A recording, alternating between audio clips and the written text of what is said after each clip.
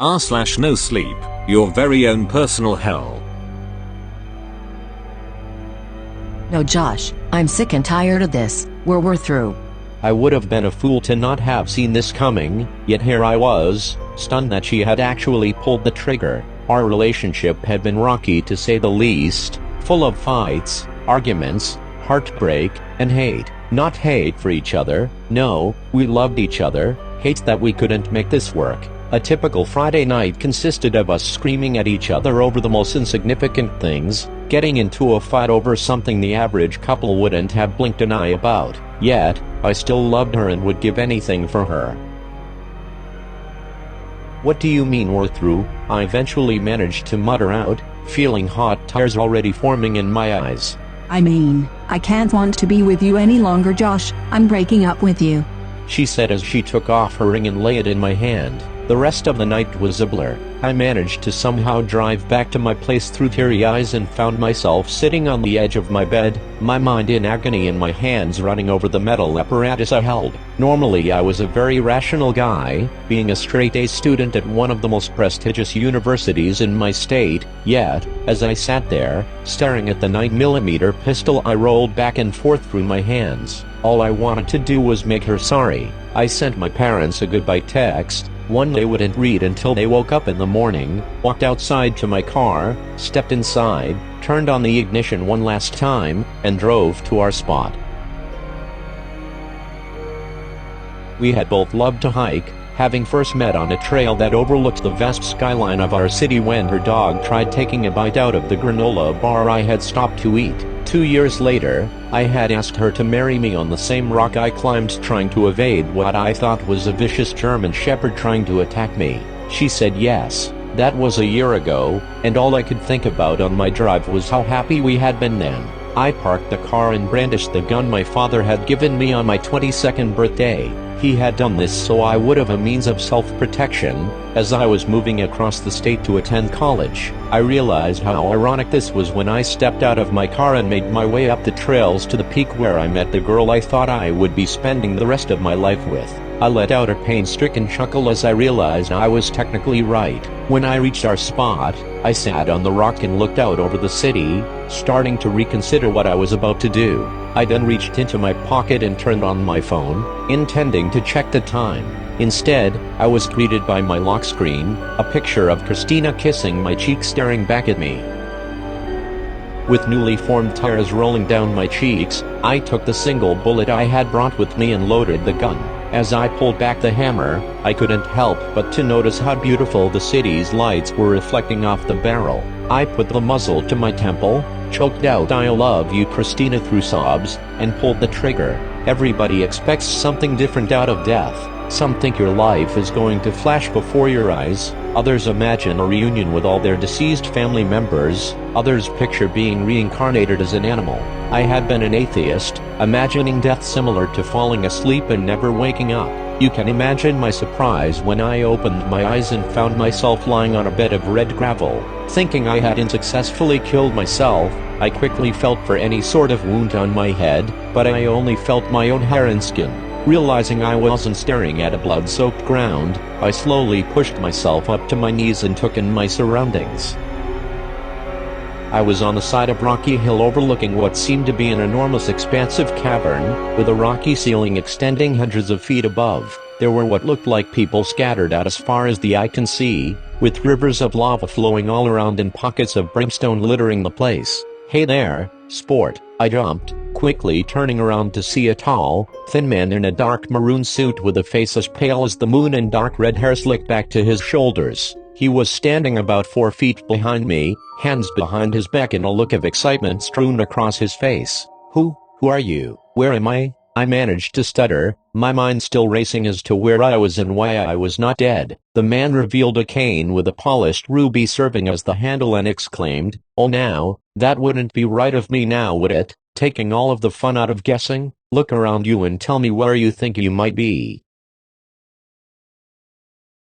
He stretched his arms out, pointing the cane at the environment around us. I turned my head to look, gazing at the hellish scene before me as fear started to take hold. I now noticed more than just the lava and people. I noticed dark cracked in the earth below us that seemed to extend into an infinite abyss, screaming coming from some of the people in the distance, screaming that should have long ruptured vocal cords, a look of anguish on the face of every person I saw. How uncomfortably hot the place was. Hell, I muttered without even knowing, starting to feel an uncontrollable sense of panic overtake me. "Nguu," shouted the man, smiling, revealing pearly white teeth. I'm in hell," I said, standing to face the man. "Well, yes and no," started the man. "Hell is probably the best word for it, but it's not like the hell you read about in the Bible or whatever book your parents used to read to you to keep you from having sex too young or whatever is taboo nowadays. No, this place is more of a, well, personal hell."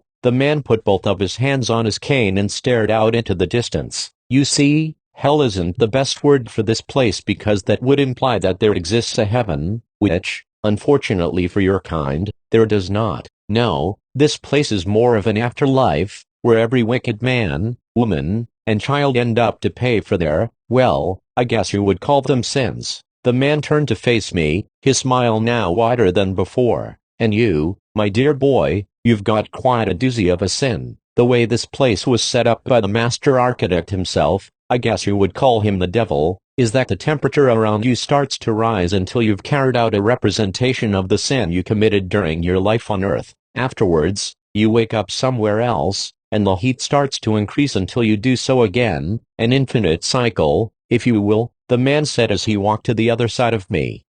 A few examples to help you better understand what I mean. A prideful man might have to be trampled under the feet of others, a whore might have to be raped again and again, a glutton might have to stuff himself until his stomach bursts. I could go on, but your face shows that you get the idea. And you decided to perform brain surgery on himself with a bullet, so you get to commit suicide for all eternity. Now doesn't that sound fun? I became so nauseous I vomited, refusing to believe that this was real. I looked up at him, sputtering, "Are you Satan?" "Satan? No, my name's Zave. I'm just a helper to the devil, a one-man welcome party if you will." As he was laughing, the temperature seemed to have risen a few degrees, sweat now dripping from my hair. "Well, it appears as though it has already started for you, so I'll leave you to it." I rubbed my eyes trying to get the stinging sweat out of them, and when I looked up the man was gone. I couldn't believe what he had said. I thought to myself that this had to be a dream, but I was proven wrong when the temperature continued to rise and started singing the hairs on my skin, desperately trying to think of a way to end this. I recalled what the man had said, that I needed to kill myself or this God-forbidden place would get hotter and hotter, increasing infinitely and causing an amount of pain that could only exist in hell. Not knowing what else to do and hoping I would wake up from this nightmare, I ran towards a cliff on the side of the rocky terrain I was on and hurled myself off, hoping to end the suffering. Not a second after my head struck the surface below, I opened my eyes to find myself in a new area of this tormenting place. The same cycle continued more times than I can remember. I would wake up somewhere else in hell, search around while the temperature was bearable, and find a way to kill myself when the heat became burning. I've killed myself in more ways than I thought possible, as not everywhere I appeared had a readily available cliff to jump from. I've shoved sand down my throat until I choked to death. I've impaled myself on numerous tree branches. I've inhaled sulfur until it scalds my lungs and I drown on my own fluid. I even ripped out my own throat when I couldn't find any other means after the heat became so great my skin started bubbling. While the temperature always rises, the rate at which it rises varies. Some cycles it seems days before I can even notice it getting hotter. Others, the moment I wake up I feel like I'm in a furnace. The pain I experience is greater than any language ever known to man or God can describe. In between searching for a way to kill myself, I've come across others dealing with their own personal hell, sinners, I call them. Some, I come across early enough in their cycle that they can speak to me, while others are in too much pain to do anything but scream. From talking to other sinners, I've come to learn that there exists only one way out of this place of torment. I came to know this because, as I was sharpening a branch against a rock to stab myself in the chest with, I was approached by a man. He had clearly gone a while without repeating his cycle, as his skin had turned to leather from the heat. Through tears that immediately evaporated once they touched his cheeks, he pleaded with me to shove the branch I was holding down his throat. refusing to unless he told me why. He explained that he had made a fortune on Earth through lying, stealing millions from elderly people by saying he would invest it and triple their money. He said a man in a maroon suit had told him the only way he could repeat his cycle was by having someone shove an object down his throat so he could tell no more lies.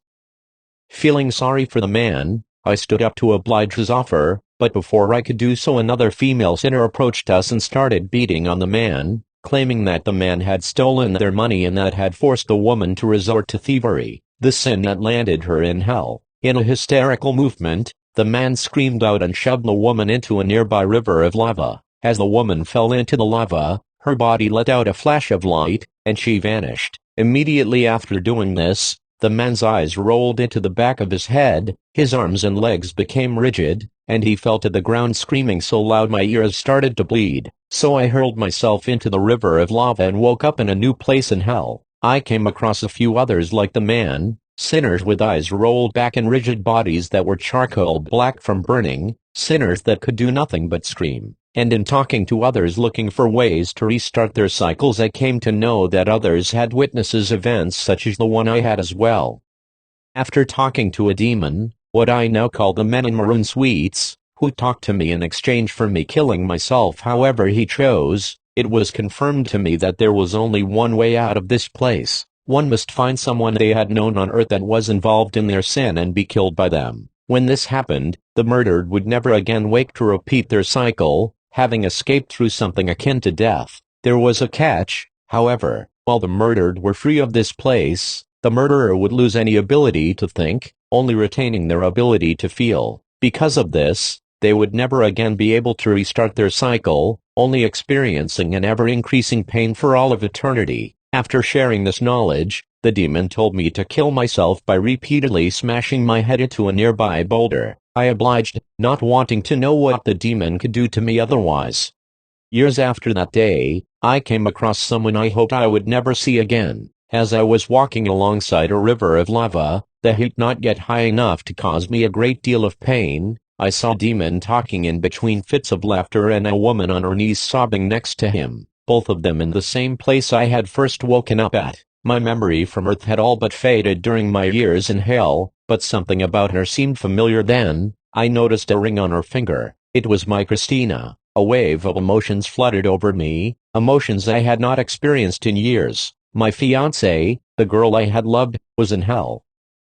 Before I could cry out to her, she solemnly nodded her head at the demon and jumped up the cliff they were atop, plummeting to the ground. When she hit the ground, a loud pop rang out as her neck broke. Her lifeless body lay there for a few seconds before a hole appeared in the ground and swallowed her body. I ran over to the demon, asking who the woman was. Oh, her, just some broad who killed herself over a lover. I fell to my knees, my mind blank. As I sat there, a thought creeped into my mind. Christina was my ticket out of here. If I could trick her into killing me, I would be free of this place. I just had to find her again.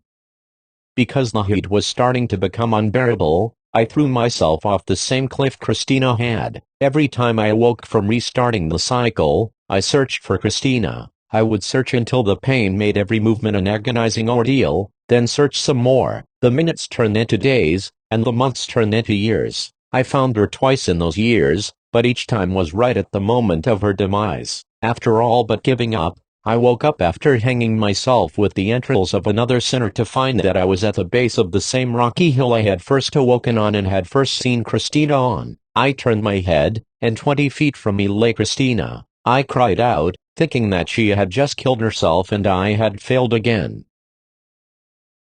Then, she started to move. She raised her head, a look of depression strewn across her face, and looked around to lock eyes with me. Christina's eyes opened wide, astonished. "Josh," she yelled out as she sprinted towards me. She threw herself in my arms, and we embraced each other. I couldn't believe I had finally found her. I had finally found my Christina. Now that I had, though, my emotions were in ruins. Finding her and tricking her into killing me had just been a dream, a thought to keep me going, but now that she was here, could I go through with it? Could I sentence Christina to a life of unending torture?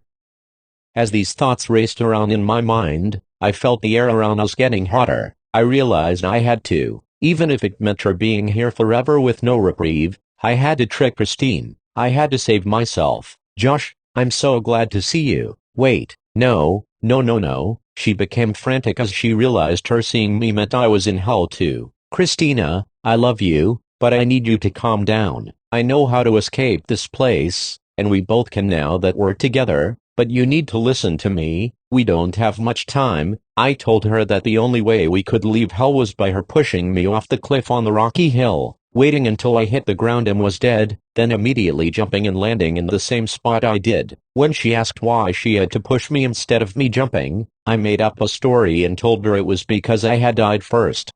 Thankfully, she bought it. As we made our way up to the top of the cliff, she explained that she had spiraled into a deep depression after the police told her they had found my body. They told her what had happened, and gave her the ring they found in my pocket, the same ring I had given to her when I asked her hand in marriage and the same ring she gave back to me on the night we broke up. She went through years of therapy, but it was to no avail. 3 years to the day after we broke up and I killed myself, she swallowed a bottle of pills, downed a handle of whiskey, and fell asleep clutching the ring I had given her. She faced me, tears streaming down her cheeks, and said, "I love you, Josh. I never stopped loving you." Thanks, I said as I turned my face towards the ground. We had finally reached the top of the cliff, the heat starting to rise once again. Christina then embraced me one last time and walked to the edge of the cliff. I followed, looking out over the hellscape. "Are you ready?" Christina asked, motioning for me to stand closer. Yeah, I am." I stood on the edge of the cliff, only my toes keeping me from dropping. Christina stood on the other side of me, turned her head up to face me, gave me a kiss, and put her hands on my chest. Right before she extended her arms, I grabbed her wrists. "What are you doing?" she said, puzzled. I stepped behind her, and through tears I told her, "I love you, my Christina." Left double quotation mark. I slid the ring off her finger, and I pushed Christina to her death. As she struck the ground and her body started to disappear in a flash of light, I smiled. And then, I waited. I waited for my eyes to roll into the back of my head, for my mind to go blank, full of only suffering, to start experiencing an unimaginable pain that I could not lessen. Yet, none of this happened. "Bravo, my boy," I heard behind me. I quickly turned my head, finding myself face to face with a demon I knew from years earlier, the tall, thin man in the maroon suit. "Zave," I managed to say, still confused. Left double quotation mark.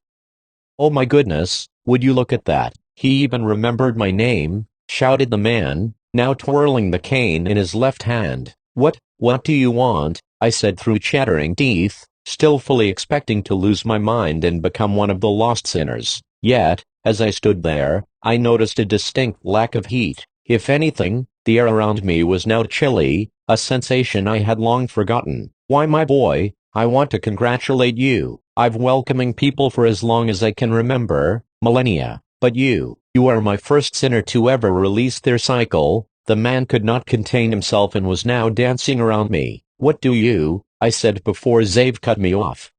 "Let me explain. All that stuff I said to you in the beginning, a lot of that was a lie." "Lying? In hell? Devilish, I know. Actually, that was a lie as well." "No, boy, you're not in hell." The man turned to face me with a grin that sent chills down my spine. "You thought this was bad? Please, this is a vacation in the Caribbean that just so happens to be a little bit warm compared to what that place hold." The man shuddered. This is more of a purgatory, where every sinner goes for a chance at redemption. See, you could have tricked Christina into pushing you off the cliff. You could have been selfish and sentenced her to eternal damnation to save yourself. But you didn't. You chose to sacrifice yourself for her, and in doing so, you broke your cycle.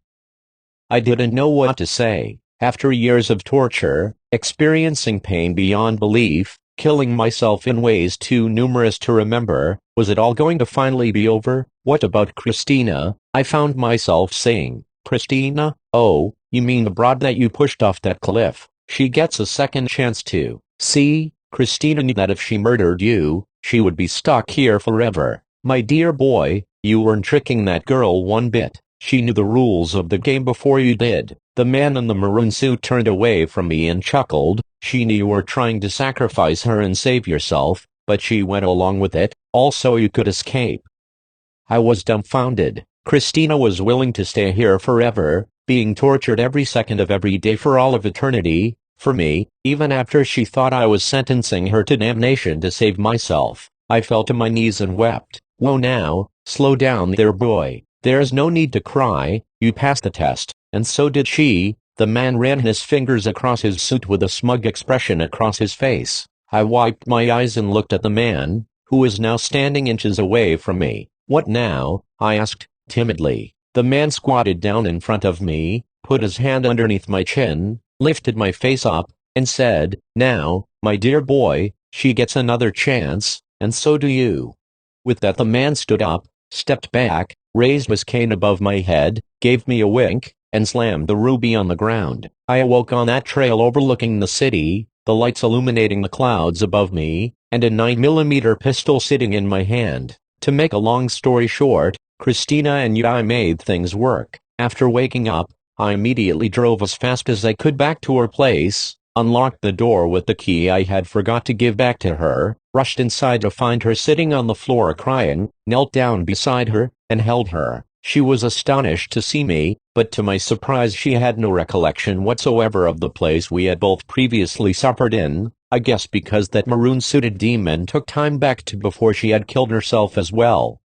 After talking for hours that night, we decided we were going to make this work, whatever the cost. I'm writing this 7 years later from my laptop, sitting in bed next to Christina, now my wife, and our 5-year-old daughter watching Moana on Disney+.